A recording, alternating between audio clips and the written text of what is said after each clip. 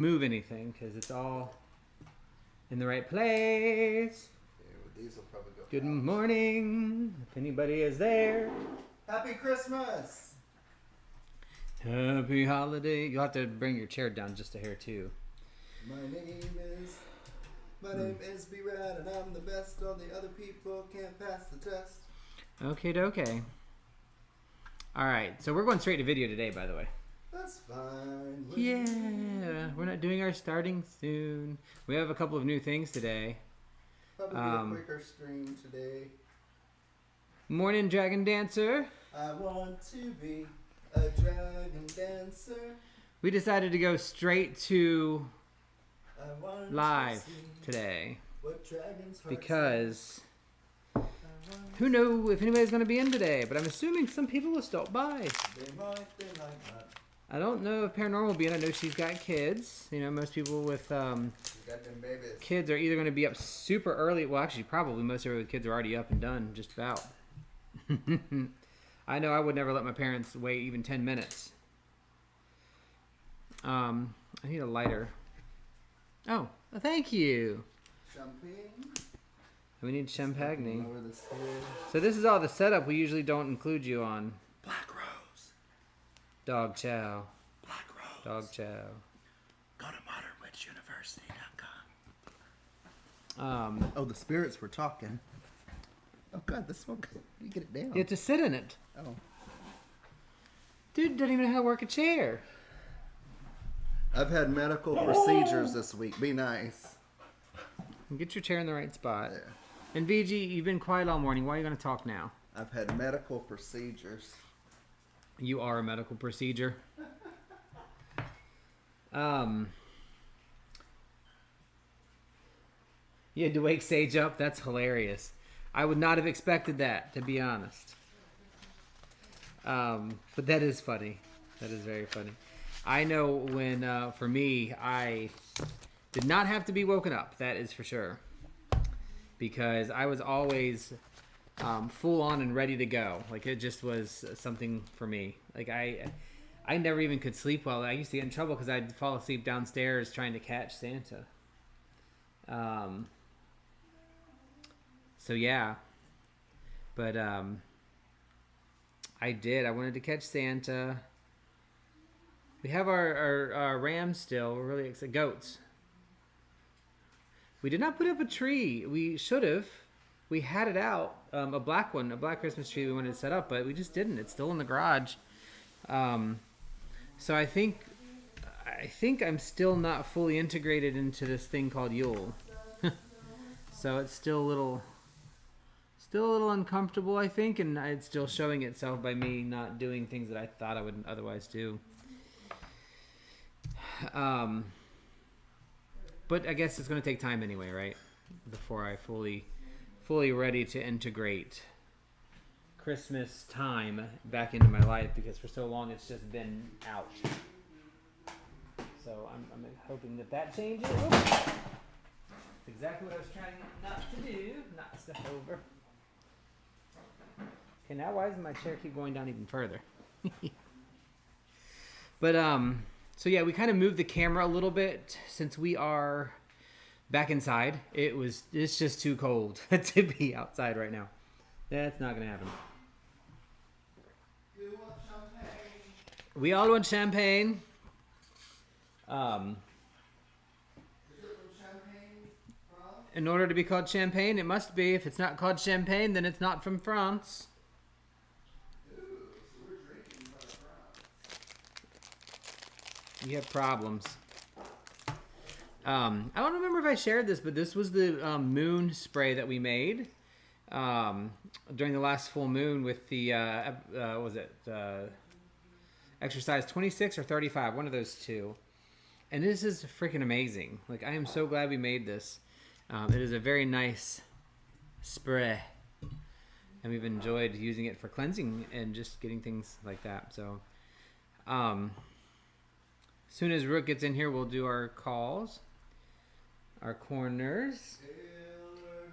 Yes, it is way too cold outside. Like it's cold. The VG is excited. Like, we have to take her on a walk too. We're going on a bike ride too, which I don't even know if I have a hoodie that is warm enough for outside right now. So, and then of course my freaking thermostat decided to move everything down to 65 last night. So hopefully our chameleon and our leopard gecko is still fine. I don't know if you even know we have a leopard gecko, but we have a leopard gecko. Rook will talk to you about that. So kind of keep it on the same style today with the show. We are doing, we'll talk about a couple of our ongoing projects. We did release an episode of Eclipsing the Shadow yesterday. I know you know that. But really, really excited that we got that out. We did some very amateur video of us putting our mead together and making our blackberry melomel, or melomel, I don't know how to pronounce it, but our blackberry mead. So that is now going, and it is fermenting up a storm. So it'll be akin to our blueberry. It's the same recipe, just adapted with blackberry. So excited about that. We are getting mead obsessed, seriously. Oh, and we're making the red wine vinegar too, so I'm going to mention that in a little bit. We're going to talk, well, we're not really talking, I think we're kind of done with Yule. Imbolc is up next. Not sure how much we're going to talk about that, but, and not that Yule is done, but we're past the Yule time, technically, moving into the calendar new year. Débonage? Thank you for the débonage. What the fuck is débonage? I don't know. It just came to Me either. We'll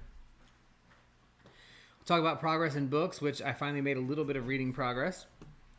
We're going to have two really short, I think, news articles. I'm going to talk about some astrology stuff. And then we will talk about our main topic, which is holiday heathenry. And it's not necessarily... Yes, they do. Oh my God, I haven't heard him yet, but Brad said he does. He's so cute. Like, this is, I think, Dr. G is what his name is right now. I think Dr. G is going to be my entry into reptiles because I don't like the chameleon. I love seeing her in her cage and I love watching her, but she's not friendly. I don't like her. I'm just kidding. I don't not like her. But my point is she's not handle friendly. We knew that, so I'm perfectly fine with her being in her cage. As you know, I wasn't quite ready for the snake. So I'm going to start with my first reptile, which is the one that Rook won. And I'm excited. I'm going to get out and play with her and him. Sorry, it's a him. And try to do that a little bit and get used to him. So we'll talk about that too. The holiday heathenry thing is really just, we're going to talk about what we kind of have been doing this holiday and what we might want to change later. And then we're going to go right into tarot. So, Siberian cedar. All right. Smells a lot like the pine. Ooh, I actually got a book Heather posted. Let me see if I can find it. Ooh. I got a whole bunch of new books too, sorry. We are going to do after show today, so I think that'll be fun. If anybody is, I know there's lots of stuff going on, probably won't be that many people, but I wanted to do after show because we're making progress and I want to keep the habit up. Next Sunday, we probably will not do a service. We have so much stuff going on right now. It's a lot. And so I think we are hoping to take next Sunday off and just we need a reset for a minute. We may still do the Discord discussion around the same time that we would normally do. But we probably, and we may still do a service, but we might not next week. I've had bad luck. You have today got with to things. know where your proprioception is. I don't have it. I noticed. And because VG's not on TV, she's upset. Hi, baby. Hey, baby. So you want to go ahead and call corners? VG, can we do that? I reprinted an updated version. I cleaned a few things up, so you won't see much change, but... Black Rose. Oh, yes. Dog chow. Okay, you ready? Dark chow. You want to start or you want me to start? Hold on. I need it. Close your eyes.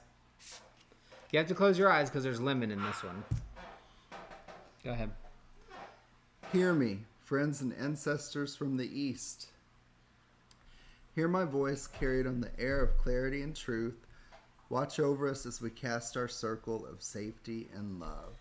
See me, friends and ancestors from the South. See my flame of passion and creation seared into the energy of the universe. Watch over us as we cast our circle of limitless possibility. Feel me, friends and ancestors from the West. Feel my love, fear, sadness and joy, washed into the waters of the rivers of compassion. Watch over us as we cast our circle of connection and motion. Reach me, friends and ancestors from the north. Reach my feet and hands, the earth and the toes and work of my fingers. Watch over us as we cast our circle of the earth. Know me, friends and ancestors from the ether. Know my intent, know my heart, and know my spirit. Watch over us as we ask you all to join us in perfect love and perfect trust. Hear, see, feel, reach, and know that the circle is safe, the circle is sacred, and the circle is cast. Be it so. So mote it be. I don't know why this didn't come out in color for some reason, but that's okay. Maybe I'm out of color. Poor printer. So like I said, we're going to do a relatively, I would say, quick ish show. But I already gave the rundown, so you want to talk about books? You want me to start? Yeah, sure. So really for about 2-3 weeks since I read Mel's book, I haven't been reading much. Now I do read, with the exception that I read my fiction book every night, every day. This is really like a shutdown time for me. But for the first of the year, I'm going to get back into what I was reading. And the first is kind of like it's a foundational text for a program I'm working on. And it's Aradia, the Gospel of the Witches, Psychic Witch. And then when I start up with new books the first of the year, I'm going to be reading a classic, Natural Magic by Doreen Valiente. The book that Heather posted on the Patchwork Pagans. I want to read that too. Earth, Air, Fire, and Water by Scott Cunningham. I've read a couple of Scott Cunningham's, but not that one. And then The Magic of Writing by Taylor Elwood. It's how to use writing and practical magic to get consistent results. It just sounded very interesting to me, the power of words and the power of writing specifically. So nice. That's what I got. Yep.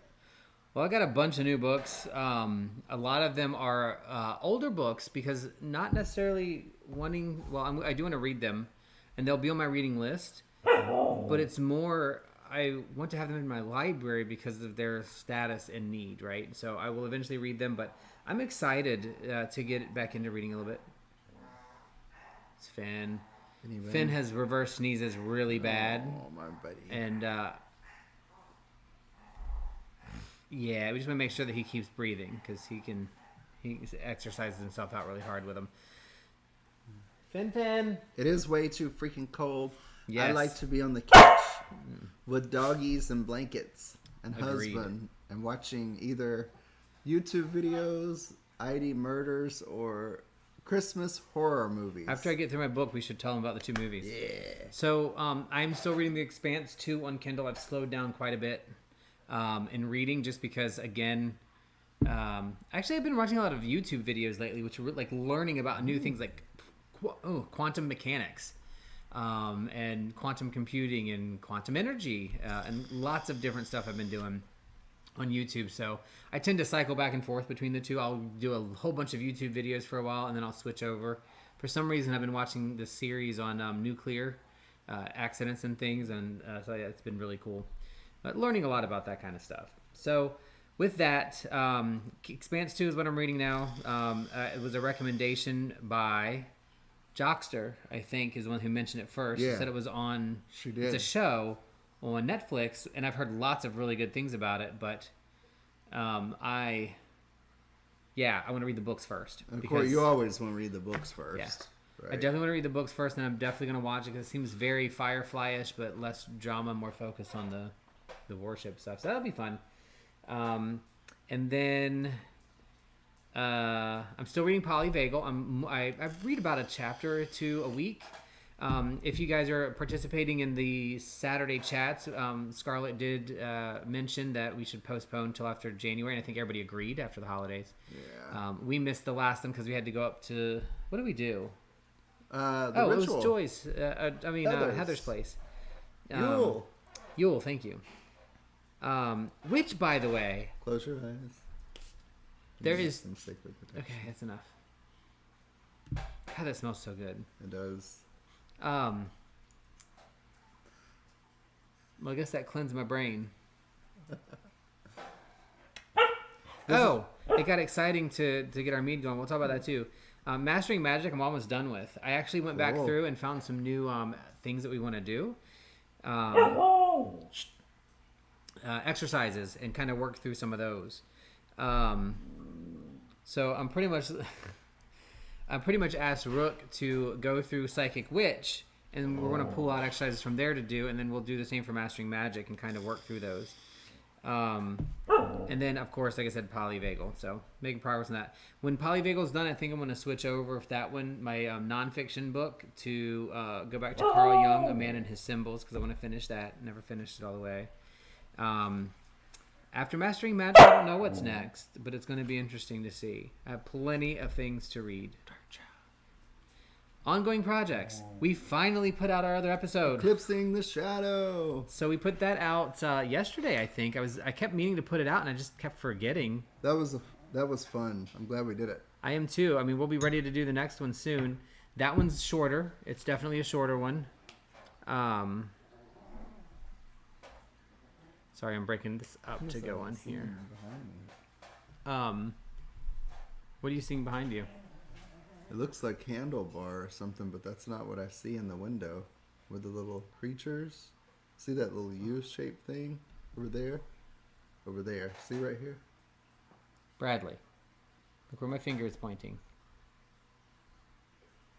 Oh. Mary Jesus Christ, help us all. Thought it was a spirit or something. We're still working on Podcraft. It's going to be a long time, I think, before Podcraft gets up and running the right way, because there's so much junk in our garage that we're organizing. It's Finn again. There's so much stuff that we're organizing and moving around. We want to make sure it looks right when we get it out there. So we may do some Podcrafting in here at some point. We cleaned this table off quite a bit. So I think I'm going to switch this out, though, for a black or a purple, something solid. Considering you never replaced this. And then cooking. So we do want to do a cooking stream again. There's a lot of people been asking for it. We did do some video of our mead making, the blackberry mead, or melomel, however you want to say it.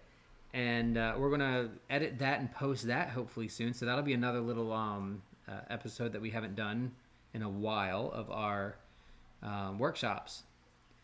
But it's very amateur. We're going to keep it amateur. I like it that way. I don't want it to be too high production. I just like the doing of the stuff. As you can see, I don't want to get too crazy. Huh? I really think she has a UTI. We need to get you your little shapeshifter shaped it up.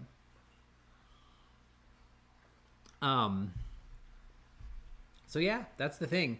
We're going to do more cooking streams for sure.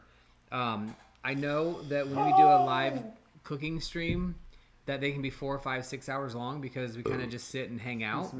But we'll do it just like we did the last one. I think we'll set up 2 cameras, maybe even 3, and we're going to do our wide angle camera over the whole kitchen, so you can kind of see everything that we're doing. We're going to do a local small angle camera that would be focused on a table, which will have our tarot on it, because we will pull cards while we do it like we did last time. And then we might have another third camera set up somewhere where we can, edit in at some point. What we'll do is we'll do it live, and then we're likely to go back through and edit it out to make a shorter version of it that's usable. But I'll be posting the melomel, the blackberry mead, soon if anybody wants. It is a base recipe of Joy's from her book, A Season of... What is it? A Cycle of Seasons, which is not published yet. But we are going to really try. I think that's something we need to help manifest with her this year, because it needs to be printed. We've said this forever. The stuff in there is amazing. And when you do that and we use that as a meal, like as the cycle, it really just makes you feel like you're there. So anyway, that's that. You want to work into our show or column that you have? Be easy when you can. Yeah, so mine's pretty simple. It was just an article by Sherry Barker. I think. Let me see.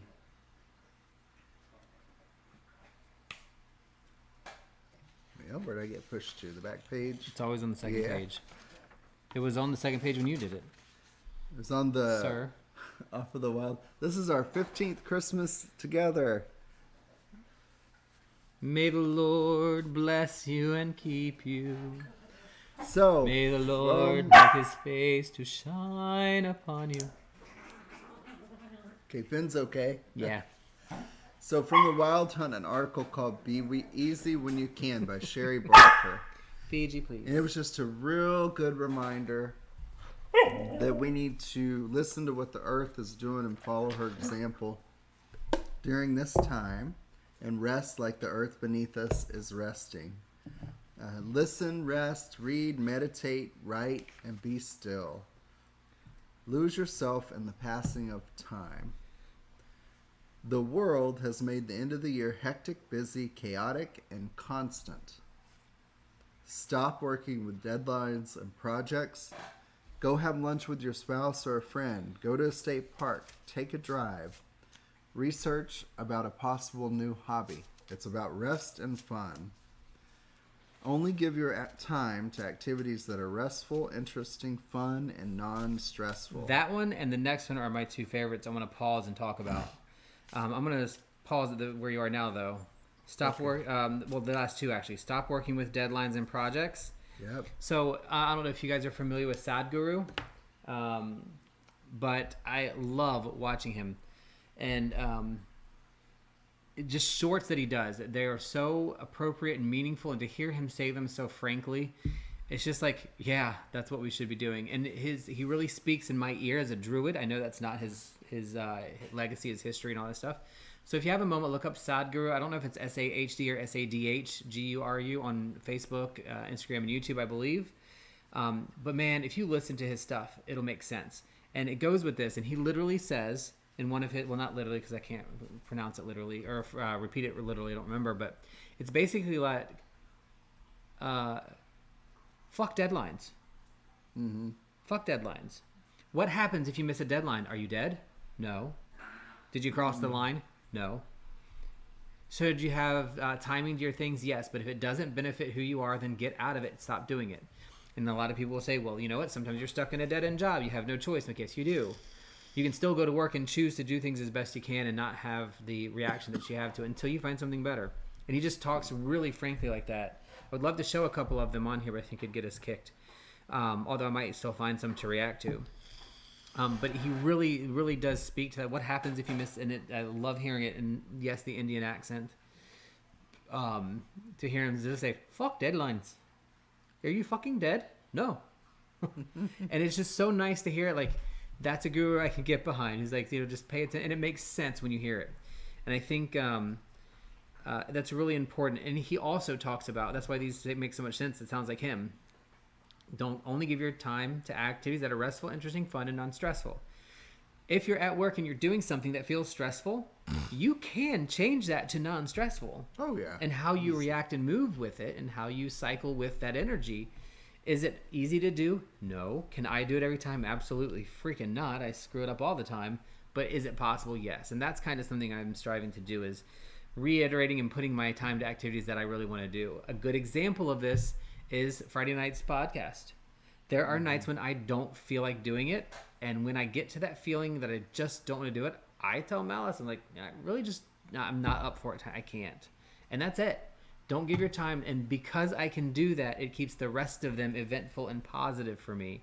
It's not a work, it's not a chore, because I have that option once in a while. So what do you think about those two before we get to the It Gets Dark?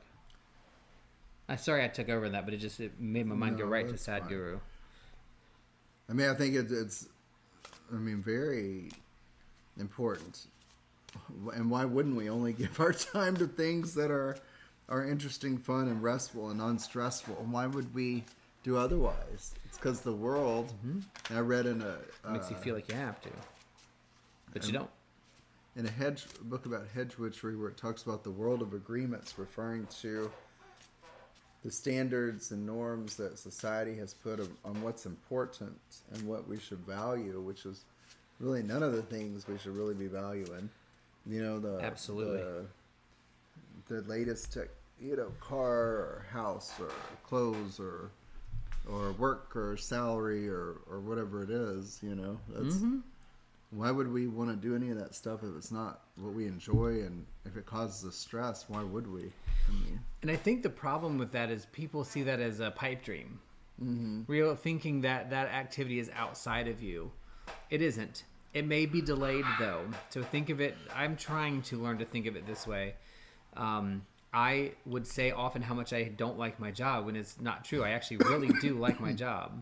right. I like what I'm doing. I enjoy it, but I say I don't because that's how I feel you're supposed to feel about work, the grind, the corporate grind. Well, I kind of like what I'm doing, right?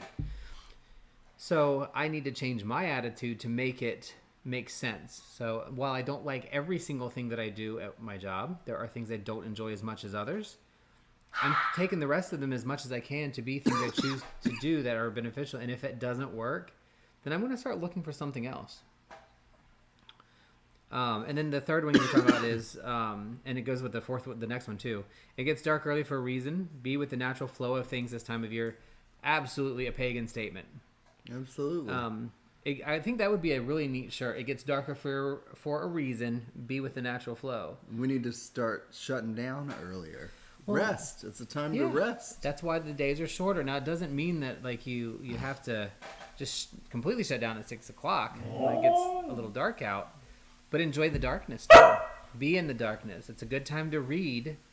And then, you know, when things get like that. I don't know. It just strikes a chord with me to think about that whole, you know, natural flow of things. Don't work late. Leave early, or certainly on time, as often as you can. I think that's important for just normally, but now it's all about everything slowing down and shutting down. Leave early. Hey, Ziggy. That is a big one too. Virgos, Capricorns, and Tauruses. I'm only speaking for us Earth people. We're very different in our, you know, our cardinal and mutability and fixedness. But all of us really rely on hard work to be a measuring stick for how good we are as a person. Which means when we choose to stay late, we feel like we're giving more, which makes us feel comfortable and stable in many cases. No, you're just burning yourself It doesn't. out. It doesn't. It doesn't. It is exactly. It burns you out. I am learning that we weren't meant to do that. So if doing that, working a normal schedule and trying to cut it back a little bit in these unnatural places, then I'm going to adjust that. Now, it would be different if we were working for our food or, you know, really? Oh, sorry. Sure you are. 15 years, Christmases. Okay. What's next? Turn off your phone for several hours a day. If you can't, due to work or family emergent situations, silence it and check it every 2 hours or so. And that, you know, that I think I've never had my phone off for the 5 months I've had it. And this morning, I just shut it off for 2 hours while I charged it, and it was nice. Yeah. I think for me, like, I don't even know that I agree with the turning the phone off thing necessarily. It's a lot of connection. I know there's a lot of discrepancies around whether or not that's a good thing or whether you should. Yes, we all want to be disconnected, but disconnecting isn't turning your phone off. Disconnecting is disconnecting. It's everything disconnecting. The phone is just one other tool that we use to have things together, and sometimes we need that. So be careful in your situation on that one. I have a very different theory on the whole technology itself, and I don't think it makes us further away from nature. I just think we utilize it improperly towards nature. So I love that. That's a really good article. I'm really smiling if you can't see. Yeah, his face doesn't move anymore. It's broke.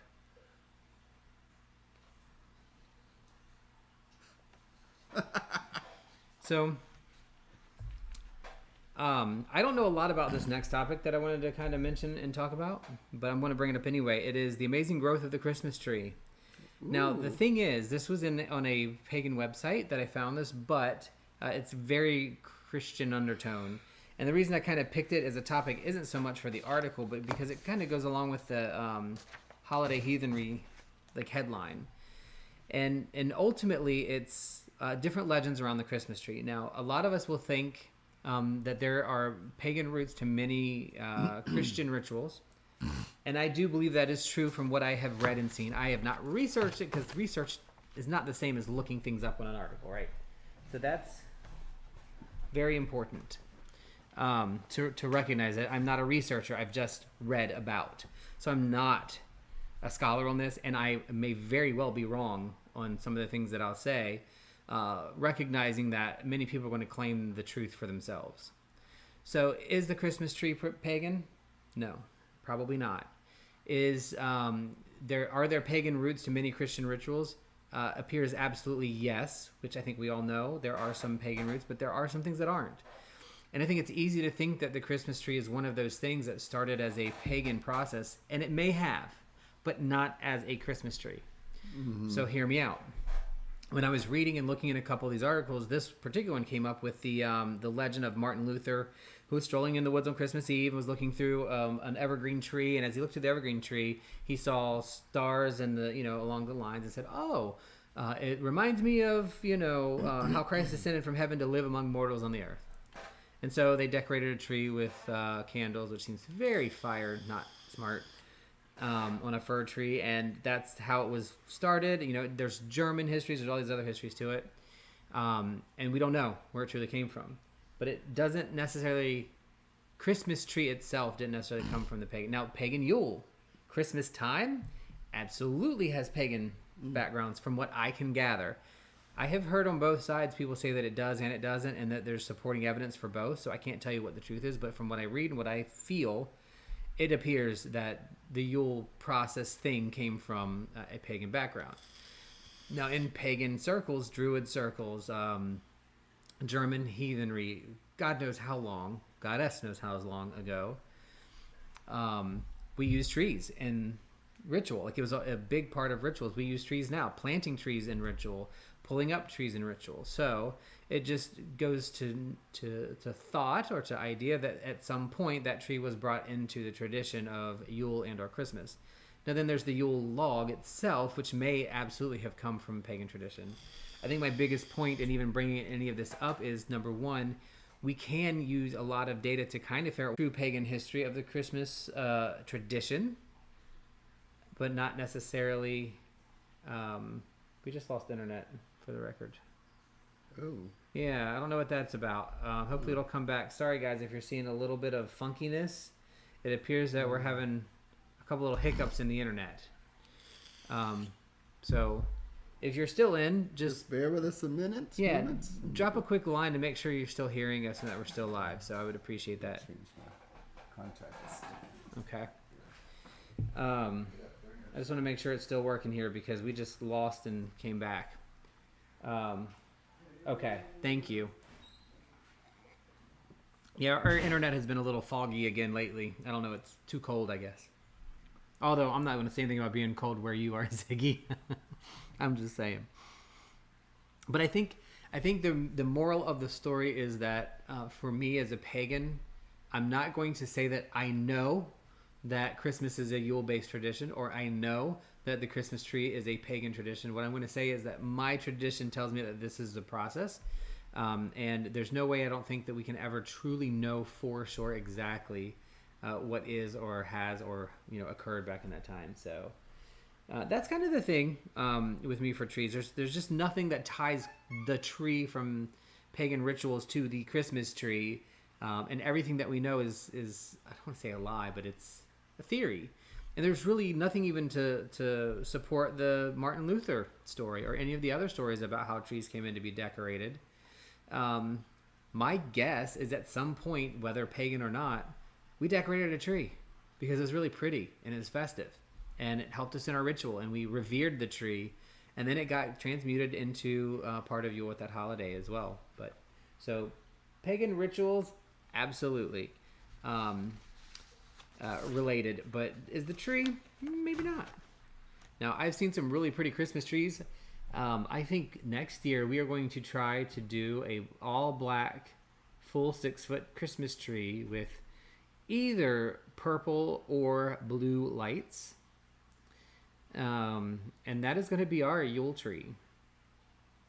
So Florida's definitely not built for cold. And yet 7 degrees, you have at it. Is that your low or your high? Because it's like 30 something here. And we can barely go outside because I feel like I'm going to die. Although we are going to go on a bike ride at some point. Rook had to go fix his eye real quick. Contrary to popular belief, he's not a robot. But he looks like one because of his... well, no, he can tell you about that. I will tell you, he came home, was it Thursday or Friday, and freaked me the fuck out. I didn't recognize him because his face was so different. I'm just saying, y'all, it was weird. High of 12. No, thank you. Now, I will be honest, I have experienced that weather before. When I was in Virginia, we had a really bad cold snap, and I think we hit negative 15 Fahrenheit. No, yeah, it was negative 15 Fahrenheit. And I remember I was in a hotel in Fairfax, Virginia, because that's where I was working at the time, traveling. And my SUV was literally coated with an inch thick of ice, and I couldn't get it off. I couldn't. So. Ooh, you got your cards out. We ready for cards? Nope, we are not ready for cards. I'm just shuffling, waiting for you. Ooh, I'm like, we can do it. Let's do it. We will probably move to cards pretty quickly, but generally speaking, as this goes on, we generally gather a few more people in. So I want to make sure that we have a space for anybody that is not celebrating Christmas and feels like they want to get a little bit of a little bit of contact in. Ooh, is that cedar? No, it is Palo Santo. Oh, I need to cleanse the cards with that for sure. Yeah, that's why I put it on. I want to hit. So that was really the Christmas tree thing. But I do want to say now, I really do appreciate you guys coming in on this Christmas day, because I really enjoy doing this, and I think it's still my highlight of Sunday. This is one of my most favorite things that we've ever done, is just to be here with you guys and having a little bit of conversation. No, he's fine. His eye is okay, but tell Ziggy why I was afraid of you when you came home Friday. Like, I literally had an existential crisis from it because I couldn't my brain didn't recognize the face properly. Okay, I'll tell it. Well, not just Ziggy. Tell everybody. Well, so I've been working, trying to find different thing. I have acne scarring, on the sides of my face. Not crazy bad, but it's noticeable enough when the sun hits it. So I've been trying to find a solution for that, and I did. So I met a doctor. Chemical pills wouldn't help, and microdermabrasion wouldn't help for me. So I went, and it involves several steps. Anyway, I went for the first step last Wednesday, and they literally took a needle and went under the stars and inject stars. I wish they were stars. Scars, to separate them underneath, and injected a certain chemical that helps produce collagen. Mm-hmm. It basically rips the scar apart from the skin to release it so it can be smoother. Yeah. I read about it. And if you did. Mm-hmm. Cool. Oh, look at you reading about what I'm doing. That's nice. Mm-hmm. And then, for a Christmas treat for going through that pain, I got a little lip filler, which that was just a fun thing. That was certainly not needed. But I'm excited. 48 hours later, when I came home, the reason he couldn't recognize me. Not 48 hours later. That day when he came home, my brain did not recognize him. It was better, I'm saying, 48 hours later. The day after, my face was bruised, and it was swollen and puffy, and the doctor had put Vaseline on it, so I probably looked like a hot mess. I know it was scary. And it's not just swollen. When something's really swollen, something's wrong. Yeah. And you recognize the person as somebody who's having an issue. But when it is so minimal that you can barely tell, but it's wrong, it's creepy as fuck. And I think my mouth wasn't moving when I was talking. It was creepy. I had a hard time. But 48 hours later... I literally couldn't talk, formulate a sentence, remember? I couldn't even, you need... No, 48 hours later, I saw a marked improvement in my scarring. And yeah, it definitely does. It really helped. So I've got to go through some micro needling and laser skin resurfacing, and then I'll be done. Nothing crazy, but have at it. It's made me feel better than I felt in like 15 years about how I look. So, but that was funny. He literally wouldn't look at me or talk to me for a couple hours. Yeah, it was weird. I mean, I can't help it. I was uncomfortable. Yeah. Creepy. Oh, are you gonna let me do the Astro portion, and then we'll talk about those movies and a little more heathenries. And Astro portion. I'm glad you think it's your favorite port. I really agree. I love that. That's as long as one person thinks that, that's all that matters. Need for pants. Yeah. Ooh, I have 12. Oh, no, thank you. I'd have to say bye. No. That's cold, Ziggy. 12 degrees. Man. No, thank you. I'm not going to complain. It's 42 here, I think. Oh, did it make it up to 40? I think. That's what it said. Feels like 12. Which is weird because, like I said, I felt cold before, but yeah. So, currently we're in Capricorn. We moved into Capricorn just a few days ago. This is the 10th sign of the zodiac, ruled by Saturn. It is a cardinal earth sign. Now, cardinal means truest, right? So if it's cardinal, it is the earth sign. So it's the cardinal earth sign. I don't like earth people. They rain on my parade and bring me down all the time. I'm an earth person. Oh. I'm a mutable earth person. Mutables are the me. adaptable earth people. And then your fixed are the stubborn ones, right? So Capricorn is your cardinal earth. So this is the truest earth. It is considered a cold and dry or feminine. No, feminine not in gender norms, but as in the polarities. And it's considered cold dry. This will go until January 20th. Their motto is I act. Really big on hard work, professionalism, all the things that make you think of an earth related person.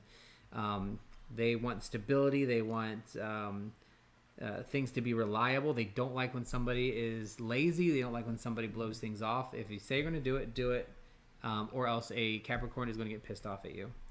Virgos, we're a little bit more relaxed as earth people. Like if you don't want to do it, just imagine if it was a Capricorn. Your fire would be gone.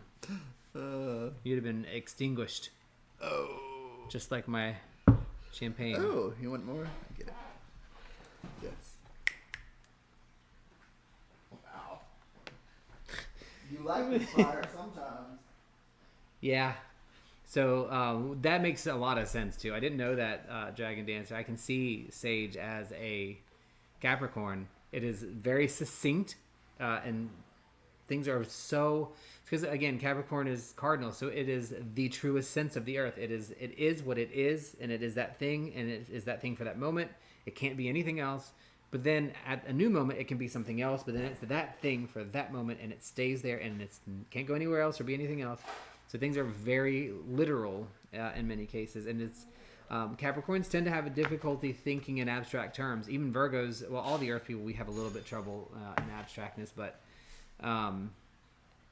mutable Earth is probably the only one that myself as a mutable Earth that can think a little bit abstractly, but I don't do it very well. So it is very, very, very specific. So welcome in, Gary. Thank you for stopping in on this commercial Christmas holiday, I want to say, because I can't really call it Christmas. We celebrated Yule last weekend with Dragon Dancer, which was amazing. So that's where we are with that. We have today we're at 6%. We are waxing. This is after a new moon a couple days ago. So this is that time frame of, remember, building, growing, energies and things that we want to put out there, or that we want to become bigger than ourselves, or we want money to grow. We would do money spells and things like that if that's something you want to do. But those are all of the pieces of where we are today. Now, as we were like the way that I look at the forecast, I like to have fun with it. Most specifically, we're in Sun Capricorn, right? So the outside. Looks like I don't know what this thing is doing again. Hold on 1 second.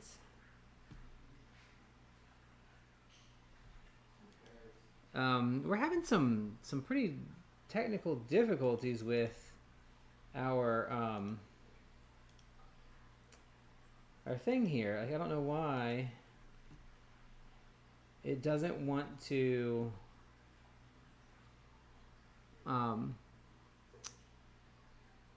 be smooth here. So I apologize. Hopefully this will, again, be just a little hiccup for a second. I see my bit rate is back to normal. But we're having some jumpiness. I'm not exactly sure why. But again, hopefully you guys can still hear me. Things have been weird today. It's just the internet, I guess. So anyway, I like to look at when I'm doing, like, thinking about how the energies are going and these astrological pieces of life are kind of working their magic. And no worries. Absolutely, Ziggy. Get it, understand, love that you're listening. So no worries there. I know, again, we're having buffering issues for some reason. We're going from, like, no service to excellent service. So there's something in the lines, probably still from Hurricane Ian, I'm guessing. But as I was saying, like, I like to look at the like, kind of like the forecast that I do for myself that I usually am starting to share now on our stream is the sun is what the energy that's all around, and like that's kind of like the exuding energy, but it's tempered by the moon energy, and the moon is kind of what's lying underneath that sun. So if the sun, which right now for the next month we are in Capricorn, that earth energy is going to remain pretty standard. It's going to be pretty out there. It's going to be pretty true earth. But each day as the moon travels across the zodiac and through different zodiacs, or vice versa, actually, depending on your reference point, if you're an alien or not, is going to alter that or bring in a new energy underneath what's driving that sun's earth, right? So today and Monday, moon is in Aquarius. So we're adding some airiness and some openness and honestness to that earth, which is a great combination. This is a really good time, meaning today and tomorrow, if you state your true, how you feel or want to do something, that you want to go out and do this, it's going to be received well. It's going to be pretty stable. This is a very good sign for Christmas Day, especially for those that don't have family or have chosen family or have difficulty with their families, because this means there's not going to be a lot of negative. This isn't a fight day today and tomorrow. There's not a lot of fight energy. It's truth energy. It's okay, I understand, but I disagree. It's very matter of fact. So today and tomorrow is a good day to really state the case and kind of be that peace. Don't hold back, but be kind, right? Tuesday and Wednesday, we're also in a really good space because Pisces and Capricorn are going to work together. This is adding the water moon into the earth, and water and earth work really well together. So if the earth is exuding its stability and reliability, then the Pisces is bringing in it's okay to share feelings, it's okay to be emotional, it's lovey-dovey. So Tuesday, Wednesday are kind of lovey-dovey days. We're going into a new year. It's time to tell your friends you care about them, tell your friends that you love them, tell your people that you care about them and you want to be around them and that you enjoy their company. And even those people that maybe you have to be around sometimes that you don't necessarily enjoy, just tell them that you do appreciate their presence because they are individuals in their own right, of course. Thursday, Friday, Saturday, we move into Aries. So we're getting a little bit toasty now. Now this is the flaring time. After all that emotional point, we're going to see some flare. And Kelvin, welcome in and thank you for stopping by on this Christmas Day. Happy holidays and wicked Yule to you as well. But Aries is going to bring in the fire. We need to relax and we need to stay grounded because this is an opportunity for things to flare. The problem is the fire can scorch the earth, but the earth can kind of catch fire and burn itself up, right? But it can also smother fire. So we're going to have a little bit of problem with that. So this Friday, Saturday, Sunday, Thursday, is it Thursday? Yeah, Thursday, Friday, Saturday. Make sure you don't smother others. Make sure that you don't burn others. So you got to find a balance on those days. Probably not a good day to start something new or, just have some balance to what it is you're doing, because it's going to be easier that day to kind of maybe push too hard and cause a problem. So I'd be very, very reticent to do that on Thursday, Friday, Saturday. The next Sunday, Monday, back into Taurus, double grounded. I'm only going to say one thing for a double Taurus. This is Earth. This means you have to keep grounded. This means don't get in your fucking car and drink and drive. That's the big thing. I'm just going to say that regardless of what's in the zodiac, right?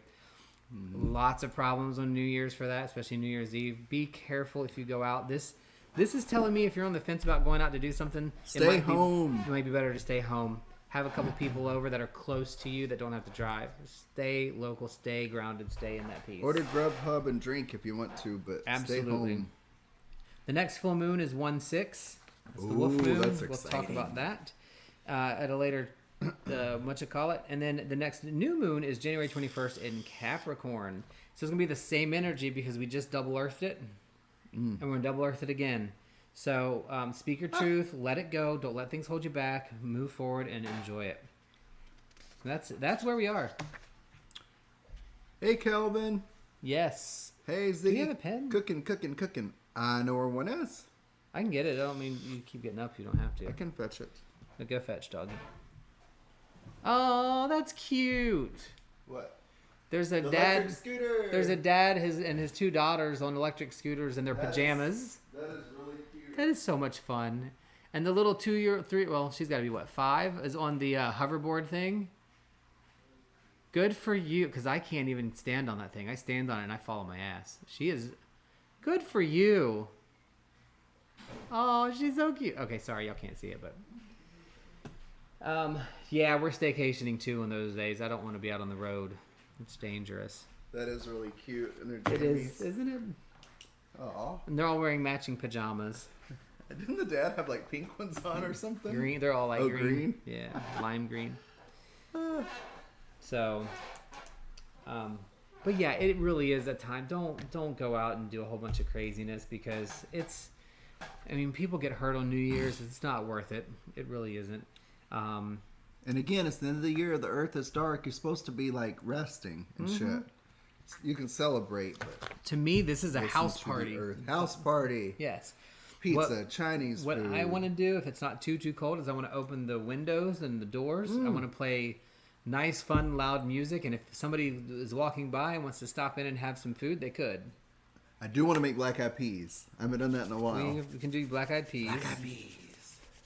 So our topic today, which we've kind of merged into just kind of what we're doing, right? It's holiday heathenry, and there's so many different ways to celebrate. Don't let anybody tell you you have to do one thing or another. I will tell you what's been the most fun for me. The small Yule celebration and ritual that we did at Heather's was just Freaking amazing. the highlight of my year when it comes to magic and just community. It was perfect.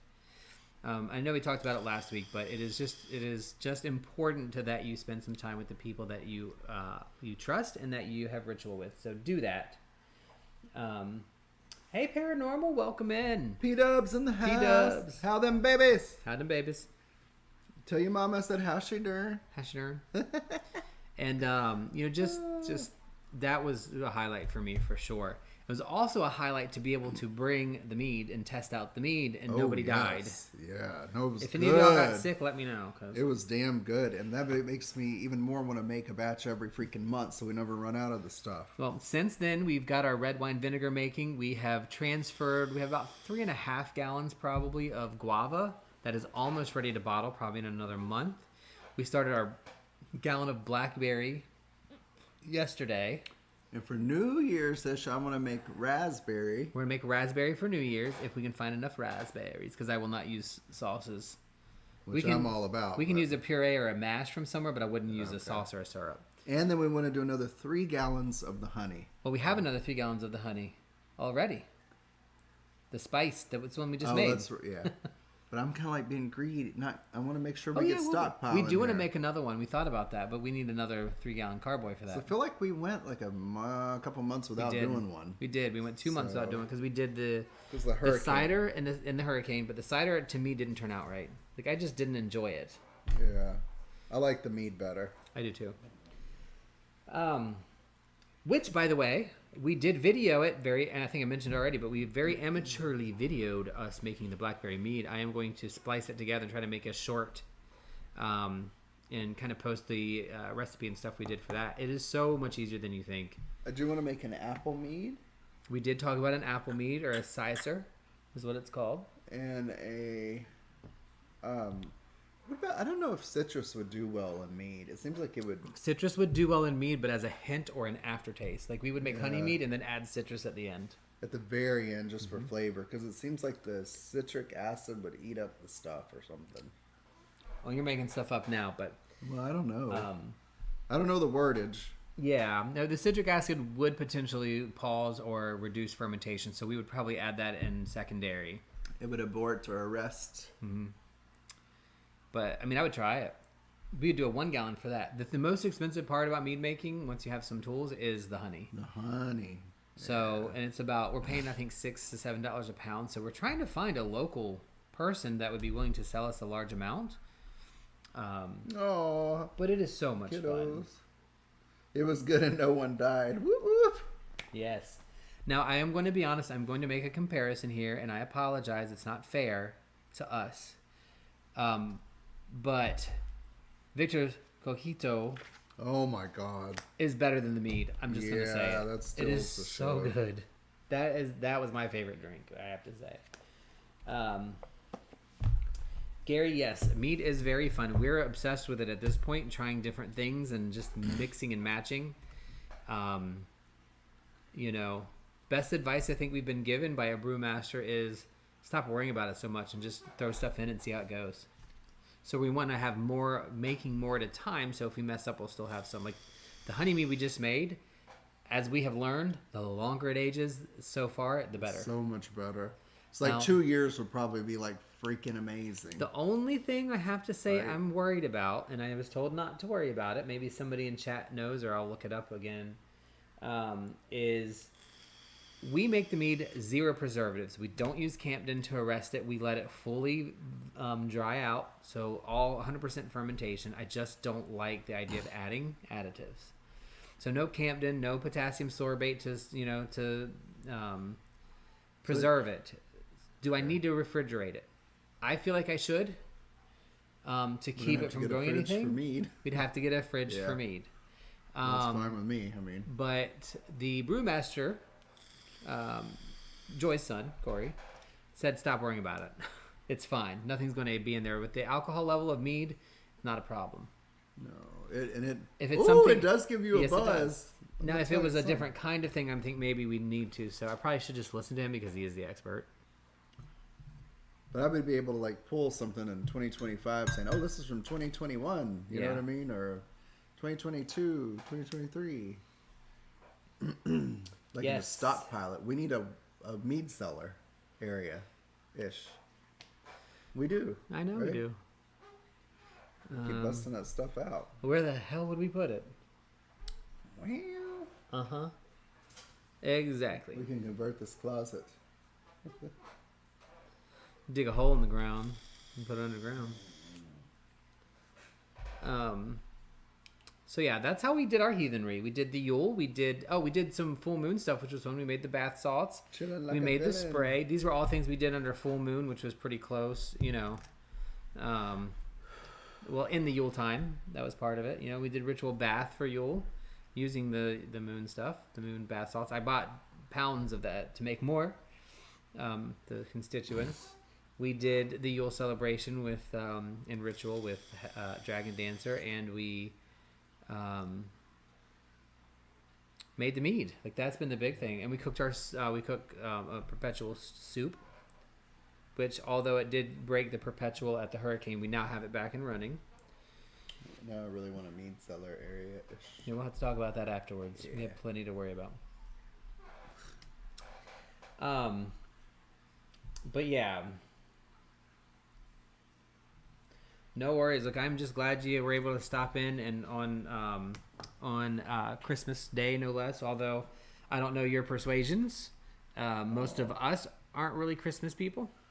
But if you are, there's nothing wrong with it, of course. Nothing wrong. I'm not Christmas because the busy and hustle and bustle and commercialism.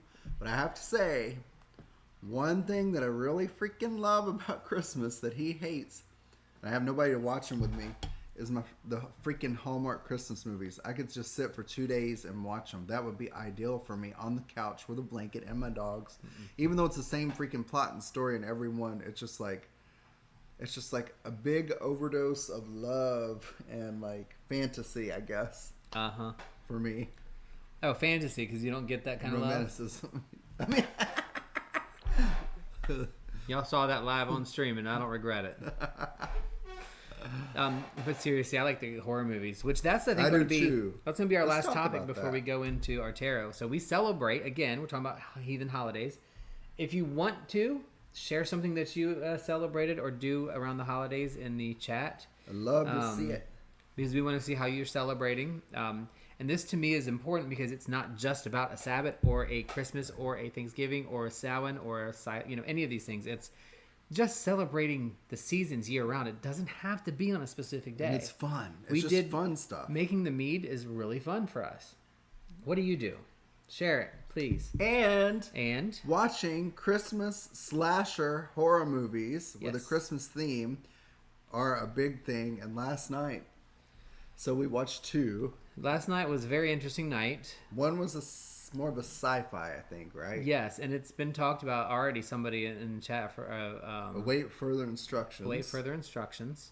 It wasn't my favorite. It was different. I liked it. I mean, I thought it was very different. It I was think cool. Maeve has seen it because when I talked to him about it, he's like, "Oh, that's a good one." It was probably filmed in Canada or something. That's weird. Canadist. Just kidding. Canadist. It was neat. It was different. It was definitely different. I would recommend it as a watch if you like sci-fi horror thrillers, which is exactly what it was. You have to think a little bit. It's weird. It's different, but you can figure it out. Krampus is a good one. Oh, I want to watch. Maybe we'll watch that tonight. We could. That'd be a good one. If you like Christmas-themed horror B-movie slashers, This was probably my favorite Christmas slasher. this is the best one. It was just released 2022, and it's called Christmas Bloody Christmas. And it Isn't that is what was? bloody. Yes. And it was freaking badass. It was phenomenal. The main last girl, I forgot her name already. It's a weird name, but she just reminds me a lot of Allie Larder. She's also in Christmas Hallmark movies. Yeah, which is creepy. As you can tell, I'm not a fan of Hallmark movies. Like, they don't interest me at all. And except for one, which we have not watched yet, which I told you I wanted to watch and you never pulled it up. Angels Among Us. Unlikely Angel. Oh, Unlikely Angels. Unlikely Angel is a Dolly Parton Christmas movie. Angels scare me. I don't think it's an actual Christmas movie. I think it's just Dolly Parton can't scare anybody, whether she's an angel or not. And she is an angel. But it's a really good old movie. I don't think it's not really a Christmas movie. Well, I guess yes it is, because it involves her trying to convince somebody of something. We need another disc here, but yeah. So Christmas horror movies is a thing for us. So what do you all do? What are your used, things? I used to watch Nightmare Before Christmas every year at Christmas. I haven't done that lately, but I like to go to the theater and see it in 3D. Ooh, Violent Night. I gotta write that down. Where's your pen? May I write this down? Violent Night. Okay, and Violent Night. all of them witches. Ooh, hold on. Bloody Kelvin, is that a movie or like a night. series? All are dead, killed last night. That's terrible. Violent Night. I love Dolly. Nobody will ever take Queen Goddess of Dolly them off the witches. top of the mountain. I'm sorry. Brooke has to write down these movies. Oh yes, because I don't want to forget them. Violent Night. I'd watch them. I mean, they'd sound good. I just like the horror movies and the style, but I just don't like dramas. And Hallmark is all drama. Oh, something happens at work. This person has to travel to a small, quaint town. They get snowed in. Not a small, quaint town. It's their hometown. The And they married the unlikely really love popular interest. girl and went out and they made a Yes. lot of money and they realize the money's not worth it. So they go home and fall in love with their high school sweetheart. And then they fall in love again. And he, is in the middle of a divorce already because that can't cheat. Ooh, Saw Blood it. Red Sky. Hated it. Blood Red Sky. Is that a series, Gary? Blood Red Sky. Not Christmas themed, but boyfriend and I started Blood Okay. Red. We would try that. Yeah, That sounds good. sounds good. But yeah, that's kind of our thing. And Samhain, our thing really is Silent Supper. Ooh, Black Christmas. Okay. Since if I can't watch Hallmark movies, I need several well of get these to watch. something. Which I love the Bloody Bees too, so all these will be good. Very much so.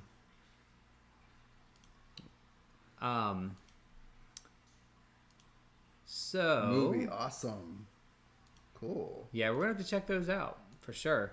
But that's kind of like the thing. Like, and one thing I do miss is I wish we had more people that would do that with us, like come over. I know it's Yes. hard for people to go to other people's house. You're not with yourself, but this would be a fun tradition to do with other people. Sorry, Or like get on Discord or whatever it was like y'all did before and stream some of these. That would be really cool. We need to. I don't know how to do the movie thing. Ooh. Half Bad. The I know. Bastard Son and the Devil himself. I know Ziggy had asked if we were going to continue doing movie nights. That would be so awesome. I want to do that, and it doesn't seem to be happening in Demon's Den. We can do it in Pondering Pagans. I would like once a month, maybe. If anybody's interested, I would try to figure out how to do that. Maybe Ziggy can teach me. Documentary series. What is that for? Because I love documentaries too. All of them witches. That does sound like something I would watch. All of them witches. If I'm right, if that's what you meant.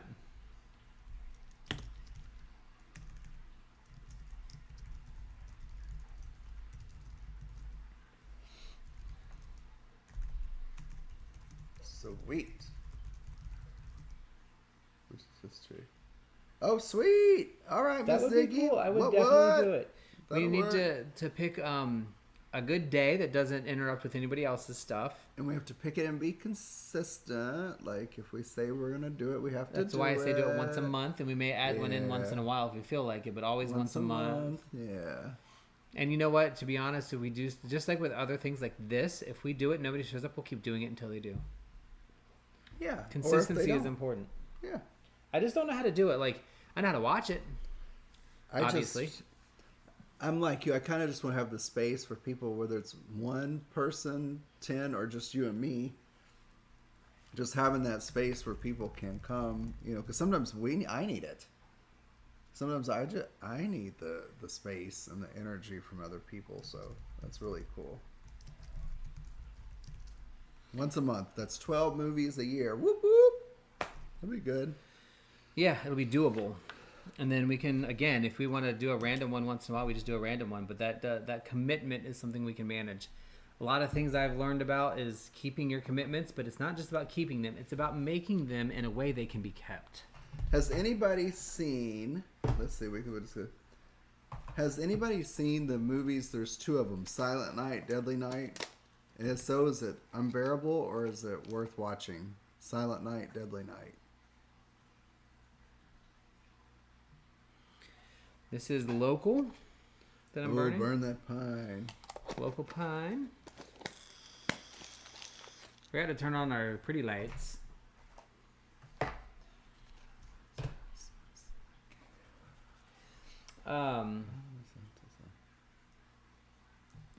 What are your thoughts on them, P-dubs?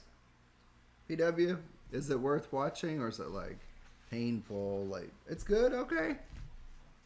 What is that Silent We have a Night? pretty low tolerance for bad acting in bad movies because those are the ones we really like. I love B rates with bad acting. So there was one we tried to watch that was just so bad we couldn't. Like the actress was like, "Oh my God, they're going to kill us." It started off in a trailer home, didn't it? It did. And she's like, I remember that. "Dad." It was so bad. Like I'm like, holy shit. Yeah, like not even. It wasn't even worth it. But okay, we definitely will do that. So I think it's time to move to tarot. So Tarot. if anybody would like a tarot reading, please put your request and question in there. Let us know you want a reading. We'll write them down. I'm going to be pulling from the Earth and Bone Oracle. We're going to do it a little bit different today. It's a bit different today. And see how this works. I'm going to pop up this screen here. Merge the shadow and be reborn in the darkness. So I love this deck. I hope it kind of shows up. If not, I can turn on the light. Perfect. It is. Oh, I did so good. Look at that. Beautiful deck. All of the images are like that. I don't know what's the right word. They're just kind of barely there. How would you say that?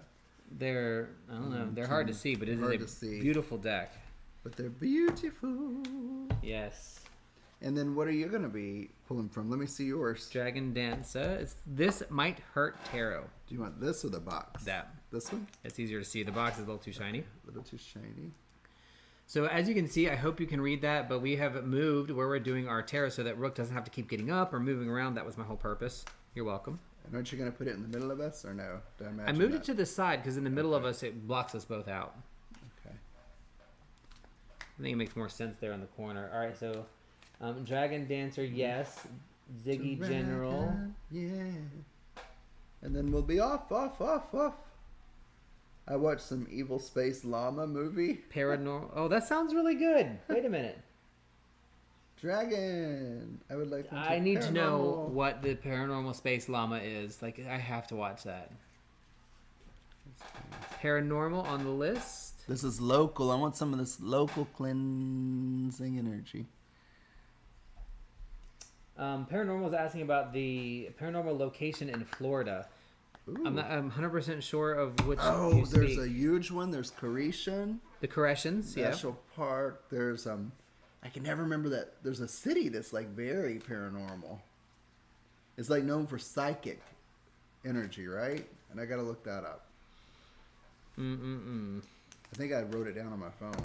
Well, Ziggy, if you have a minute, we can. I'm sure Dragon Dancer wouldn't mind if we put you first and get you a quick couple cards in. Yeah, let's see what. We can certainly So do that. Is that cool with Dragon? I actually have to leave here in a second. But Lamageddon? Really? Oh, Lamageddon! What? I have to watch Lamageddon tonight. Dragon, I'm assuming, and I don't want to assume too much, but do you mind if we pull in a quick read for Ziggy, since she has to leave in a second?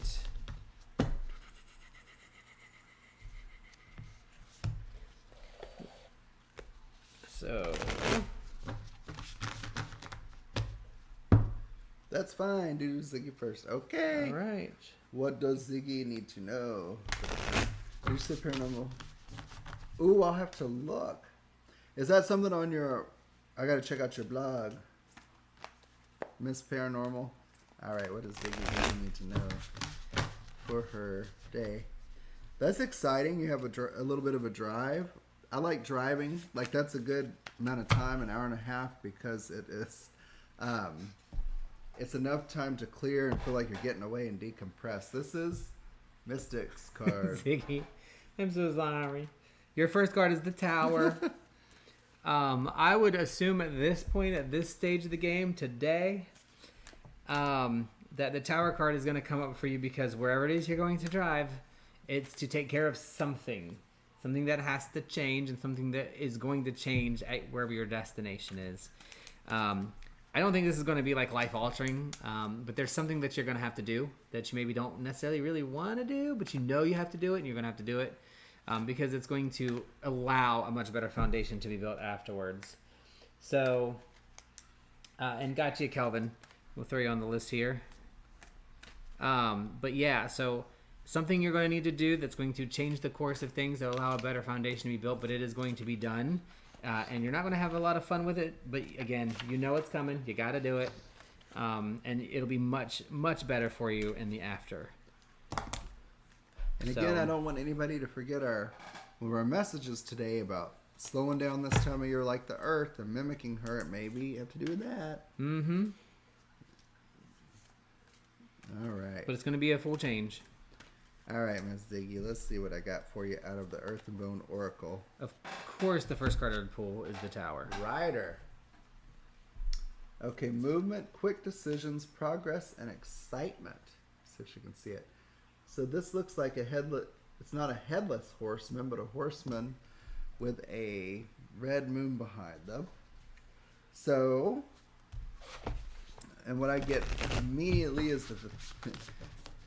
You're going through, moving forward with something, and you've got a bright red moon behind you, eliminating things. So, and maybe at times you might need to look behind you to pay attention to what's going on and what could be hidden. But I will see what our book says about the rider. Movement, quick decisions, progress, and excitement.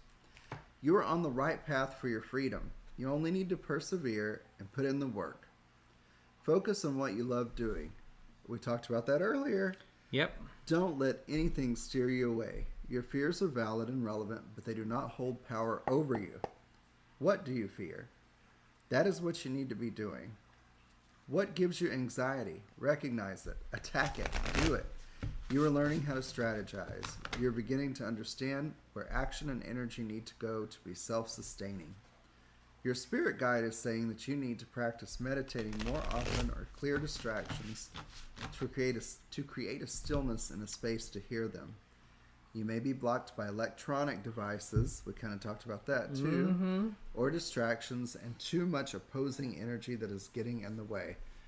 Don't give your time to things you don't enjoy. You need to free yourself of toxins and poor particle waves interfering with spiritual messages. Let go of worry. You are strong and powerful. You can connect with them to hear their guidance. Huh. Kind of goes with this very time fitting. of the year. Yeah. And it's fitting with the tower too, because again, the tower is that representation of things must fall in order for them to be rebuilt properly. And if you have the rider, which is about movement and quick decisions, it doesn't mean it's going to be a life-altering thing. It's something quick and easy that needs to be done, and it's going to have to be processed and managed for you. So, Ziggy, hope that gives you some guidance and some thought. We are going to move over to Dragon Dance next. May the rider be with you, darling. May the rider be with you. Hopefully, whatever you're cooking is delicious. I'm sure it will be if you're cooking it. Oh, yeah. An hour and a half, I think that's a perfect amount of time for a drive. It feels like you're getting away a little bit, but not too far to be, like, horrible. Mm-hmm. Who are we doing, Mr. Dragon? Dragon Dancer. Dancer for money. Dee Dee! She dances for dragons. Or do dragons dance for her? Well, dragons could dance for her. All right. What is dragon? What does the dragon dancer need to hear? What does she need to know? What does she need to think about? What does she need to do? What is on the event horizon? What does she not need to do? True. Those are really cool cards. I like the black and white. What is it called? This Might Hurt. Yeah, this is a neat deck by Isabella Rotman. This was a, I can't remember if this was a Kickstarter or not. But I don't know. I just kind of fell in love with this as one of my more modern decks. It's a big deck, and you know I like big decks, y'all. Mm-hmm. All about them. Mm-hmm. I like big decks, and I cannot lie. You other readers can't deny. Them little itty-bitty decks and itty-bitty hands. Never mind, I'm stopping now before it gets bad. Okay. I'm stopping now before it gets bad. I'm sorry. This dragon. Out the door. Thank you. You have an amazing holiday. Be safe. Drive Who is safe. that? Remember, it's the other people you have to worry about when you're driving, not you. Who's that, Ziggy's? That is Ziggy. All right. Enjoy. Be safe. All right, so I am going to pull out the Ace of Cups. Dragon Dancer. This is a really beautiful card for right now. This time of year. Ooh, that's pretty. And can you guys see these cards okay, the way we have it set up? We're trying to make it so that we didn't have to do a whole lot of movement and can show things a little bit easier. But hopefully you can see it well. The Ace of Cups, what can I tell you other than being... Sorry. I wasn't just trying to get attention. Yes, you were. It's what you do. Sometimes. So the Ace of Cups, yeah. So it was earlier when we talked about like fixed, mutable, cardinal. The Ace is a cardinal representation of the cups or of water, because cups and water go together for most and for me in my reads. So when you think about, and we've talked about this before, again, when you talk about like where the cards fall in the pip, the aces are the embodiment of the raw energy of that earth or water or fire or air or whatever it is, the element that you're working in. So the Ace of Cups is that true cardinal, trued up version of and raw version of cups, of water, of emotions, of things that are joyful. So when I see an Ace of Cups, it means a joyful excursion. It means a joyful movement into the emotional and fulfilling practice of something that you're doing. So I would say at this point, you're feeling a lot more emotionally fulfilled. Things are going very well. You're confident. You're feeling positive about new things that you're doing that are going to bring you into emotional fulfillment.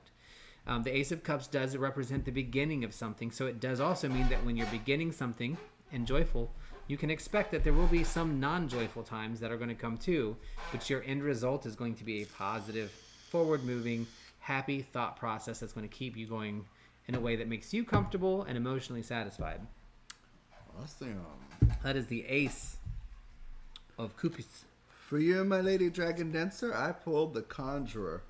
Well, you're kind of reminds me of the Magician, but you are actually manifesting shit. You're doing it and you're balancing it, kind of like the Magician, kind of like Temperance, kind of like the Emperor. You're doing it. You're doing it. You're doing it.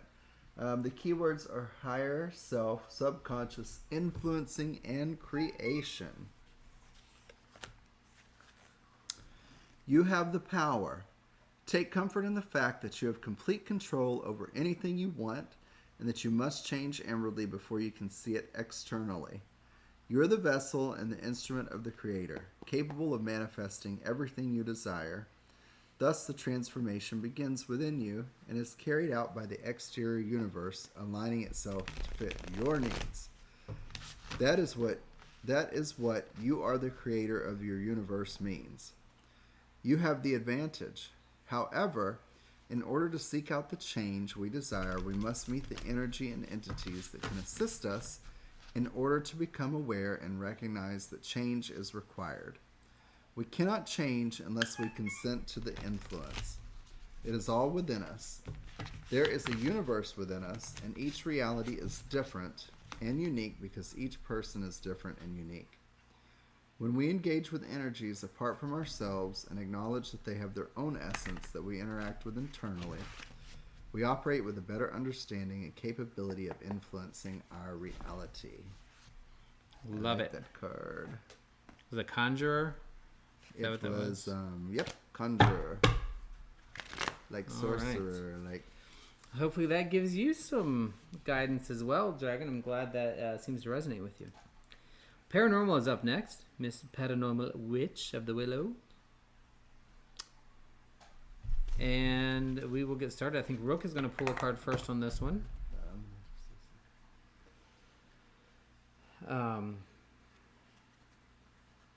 So...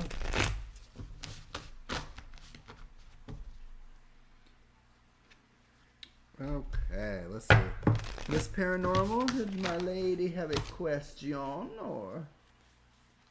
Assuming a general at the moment.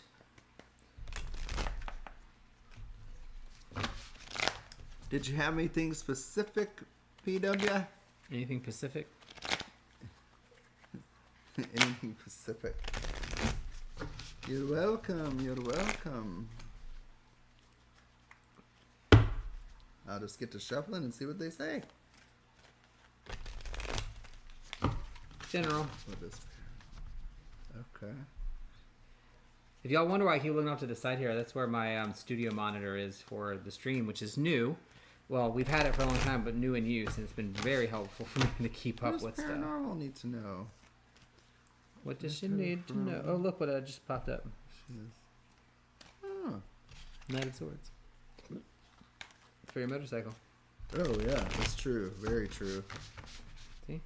It means I need to get it. I need to get one. And that looks like the Enfield, Royal Enfield. We need a license first. Well, only for 30 days. Not for the first 30 days. Yeah, but you have to take the test for the first 30 The written days. test, right? All right. And you can drive it. Okay. Let's see. Paranormal Witch. What does thou needs to know? What does she needs to know? All right. I don't know what that image is. Ooh, let's see. Roots. I hope this shows up.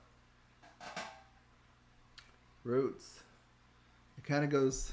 What I get from this is what I was talking about earlier. This time of year, staying grounded, staying connected, resting, recharging, not doing anything you don't want to do, shutting off excess and crazy energy, going within. Let's see what the keywords are and what the book says about this. So, I get that from every card I've been pulling about my article I read. Roots? Yep. Well, that's because our brain is seeing that because it's necessary. Endowment, ancestry, memory, legacy, and tradition. Leaving your stamp on this earth and leaving behind the memory of who you are is leaving a legacy of love. Tell people that you love them verbally or through acts of service. Leave a memory of who you are in a positive way Impacting others' lives with your light is the only lasting legacy a person can leave. The greater understanding is to be remembered. Love is the most powerful emotion to create lasting results, to remember those who we've touched or left a mark on, so that our memory and legacy will live on. Your legacy is one that is unique. The amount of lives that you can touch by sharing your gifts and talents is one that will leave a lasting impression on future generations. It is achieved by being true to yourself, being present, accepting and embracing your truth and authenticity that will carve out a path for you to be of service to others. It is your service to humankind, sharing your voice through whatever form that is, that guarantees your lasting memory and legacy. You have the capability and potential to create tremendous positive change. Your individuality is your strength. Your gifts are what set you apart. Remember, not a single person accomplished great things by following the status quo for a normal or practical lifestyle. Embracing your individuality and particularities has the power to garner a lasting legacy that touches more lives than you can imagine. I like it. All right, time to clear the cards. So it kind of goes with the Six of Swords. Yes. So Paranormal, I pulled the Six of Swords for you. Now this is, remember, centered on the owl. Tried to teach him. I can't be learned. It's obvious. Virgo ain't gonna let. There you go. That's a little better. That wouldn't fly in real life, but I'll let it go this time. So the Six of Swords is kind of a strifey card, because it generally for me represents, and I'm trying to figure out what this is for you, it represents a toxic relationship. It doesn't mean it's a toxic like marriage or romantic relationship, unless there's other cards that would make it seem so, which in two cards we don't really have the ability to do that. What are you doing? Separating my cards, sorry. Just bending them for the heck of bending them? They'll wear out faster. I'm going to turn your fire off. Impossible. I know. We're going to play it back so you can hear how loud that is in the microphone. But, so the Six of Swords does represent a bad relationship, right? It represents something that you are hanging on to or are stuck to that is not healthy for you. And it represents in the card getting away from the snake or moving away from that or going on a journey. And you can see underneath, hopefully in that card, there's a snake following the boat. And then up top, you have 6 different types of knives or athames, or probably bowling more likely, that have different functions. And there's no one that you need. You need all of them. And you need to utilize that resource to get away from whatever this relationship is. It can be a toxic relationship or a bad relationship. It can be a bad friendship. It can be you're still tethered to somebody that you don't want to be, like let's say an ex, kids' parents, things like that. But you need to go on a journey to let that fall away for a minute. Even if you remain tethered to that person, because you have to be, the journey that you need to go on is going to help you separate and sever some of those ties and those cords emotionally. So whether this journey is a drive just to a favorite place to relax and meditate for a minute, or a walk to your back porch to meditate and go on a mental journey for a little bit, it's going to be very important that you take heed of that and kind of separate from that. Whatever that tether is that you have that's not serving you at all. And it's a little self-serving, because I think this is a relationship that you're aware of. It is a situation that you're aware of that you're tethered to and you can't maybe get out of right now, but you need to emotionally journey away from it. I think that is going to be the part of it that's going to be really important. So that is the Six of Swords, Paranormal. I hope it gives you some insight and kind of helps a little bit with whatever is going on in your life right now. All right, so I'm going to cleanse a little bit here. We're going to get some smoke off. Get all any interconnected energies. Hope that gives you some kind of guidance on what's going on. Kelvin, you are up next for today's tarot read. Single card from Rook Salann. Well, I'm glad, because there's a tether, an emotional tether still there that you need to break. And Kelvin, I think you mentioned a general, so we will go do a general.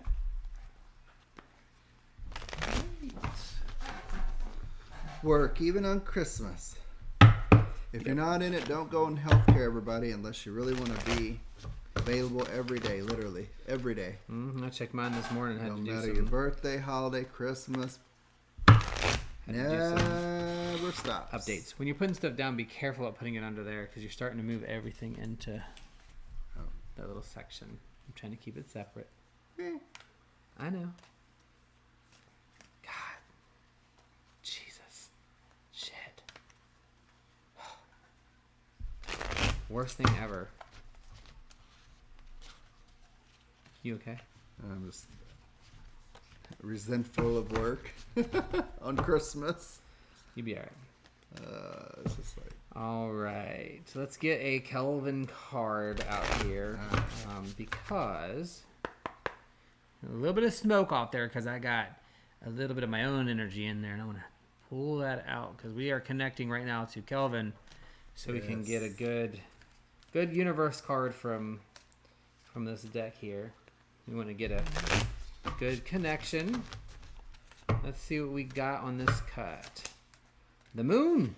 ooh, the moon, la luna. That is a cool card. That is really cool. I like it. The moon is, everybody knows my favorite card is the Magician and the Empress, or the High Priestess. But I also really, really enjoy the moon, because it represents contrast and illumination of things that cannot be illuminated in full light. So think of it. The sun shines on everything brightly. But when the moon is reflecting the sun's light onto the earth, especially at a full moon, things are illuminated differently, so you can see things a little bit differently. So the moon represents that which is hidden to you that is going to reveal itself.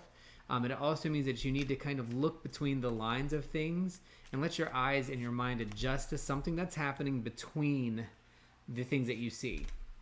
It generally comes up when you're working on something magical, or when you're working on something to further yourself, and you feel like you're doing all the right things, but it's just not happening, or it's not working for you.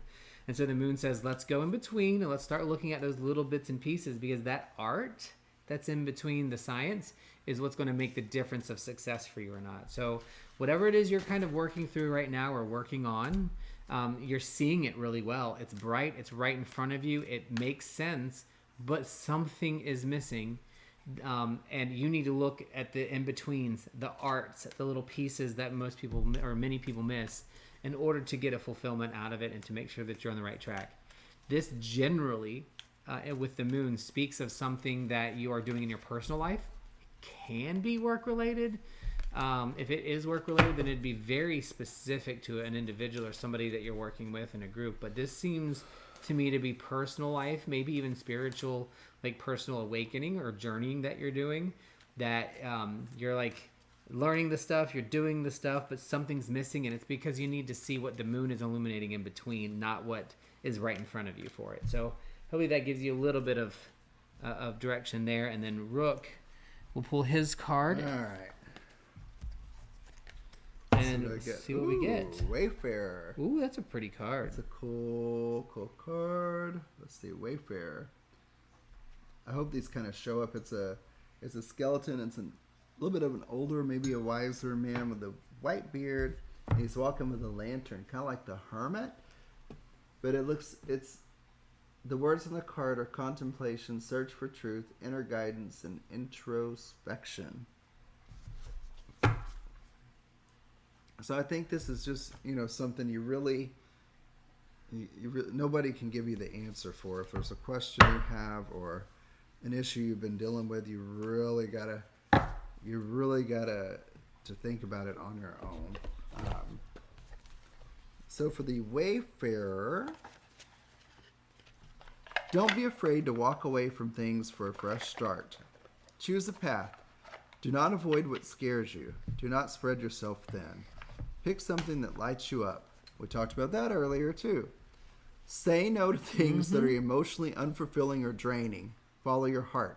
Talked about that earlier too. You may have trouble with making a decision. Feed your soul.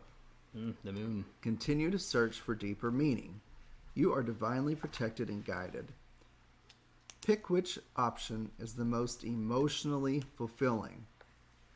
The message has just been coming through on that today. For sure. This is definitely talking about the new year. I'm sorry to interrupt, but this is definitely about, like, for everybody, the message we're getting between each of these trends, and the general read I did yesterday, even though I didn't post it, is literally, guys, start doing stuff that makes life happy, because something big is coming. We all know that, but there's no point to it if it's not doing you well. Try creating a system to automate mundane tasks and invest your time wisely. God, this is crazy. Release activities that deplete your energy. You have a divine plan, but are being blocked by negative emotions. Open to love and forgiveness. You are laying foundations. Stop judging. Treat others how you want to be treated, with love, openness, and honesty. You may be neglecting relationships and feeling lonely, but you aren't alone. Align yourself with your truth. Don't waste your time on anything that isn't fun, restful, relaxing, stimulating. I like that. Like, it really is the messaging of, I think, going into the new year, so far feels like reconfiguring your lives to be positive to what's happening, and to do not just be positive about what's happening, but be the creator of your life and create what is going to happen so that you can be happy with those things. So that is it.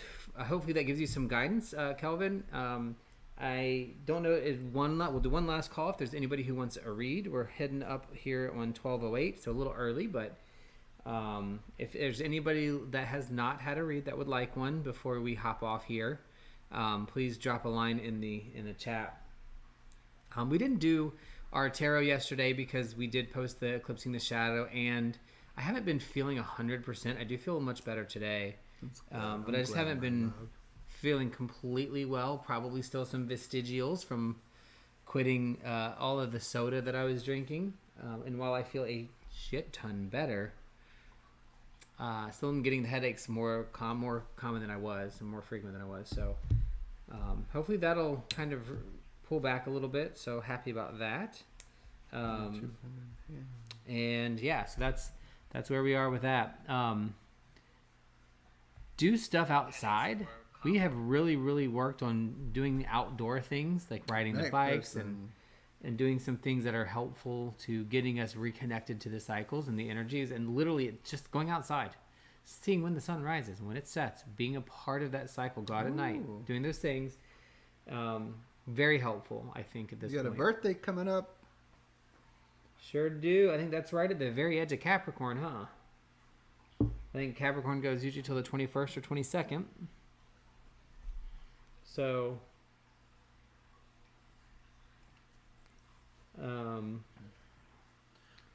Earth Brothers on that one. All right. The Earth people get along really well. That's what we do. Fire people, we can go either way. We either get along with each other, or we are annoyed because you're taking my fire now. You know what I mean? Mm-hmm. All right. Well, thank you again so much for joining us on Christmas Day. I really wanted to keep this up so that we could be here if anybody wanted to stop in. Love the reading and all the conversation, so thank you for all of that. We absolutely love spending a portion of our day with everybody on this. We will open up the Discord. It'll be a few minutes, though, because we've got to do a couple of things to shut down. But we will hop in the Discord for our normal discussion. Now, just know that we haven't really done a whole lot of reading. No. But we'll open the discussion. We're going to limit it to about 30 minutes max today. Yeah. Because we have a lot of stuff to do. Scary movies to watch. And we have a lot of stuff to actually do. I'm going on a bike ride, whether you go or not. Okay. I'm going. I'll go by myself. I'm going by myself, so I'm going on a bike ride today by myself. I'm going. Well, you can't disinvite me. And, well, we'll see if you can keep up. And so I hope you have a great holiday. Again, we probably will not. We might, but probably will not have a service next Sunday. If we're up to it on that day and just feel like a wild hair, we might do it, but I'm pretty sure we'll take that day off just to kind of rest and relax and spend some time where we don't have to get anything ready for once. So, again, thank you all for showing up. see you in the Discord and the general chat voice hangout if you want, and Two Pondering Pagans. I'll post the link again there in just a moment. And I think that is it for me. Merry Christmas. Have a great day. Merry Thanks for stopping in. Christmas. Relax. Happy holidays. Do like the earth. Shut down and rest. Arigato. Yes, that's what I saw. Anaja. Oh, well, I'm glad you stopped in, Swami. Hey, Swami. You're catching us right at the end. But glad you stopped in. If you want to, go back and read the chat here. Or come in the video, Discord if you want. But yes, we will be opening the Discord. Link is right there. If you want, we welcome in like all. 5 minutes. We welcome all new people in. So we discuss books, things that we're recently learning, pagan related generally, and then just have a little bit of a chat for about half hour after the show. So if you're interested, you can come in. You don't even have to say anything or turn on your video if you don't want to. But that is the link there for the Discord. And if you want to chat, you certainly can. So Merry Christmas. And hope to see you guys in the chat for a few minutes. Whoop, whoop. Deuces.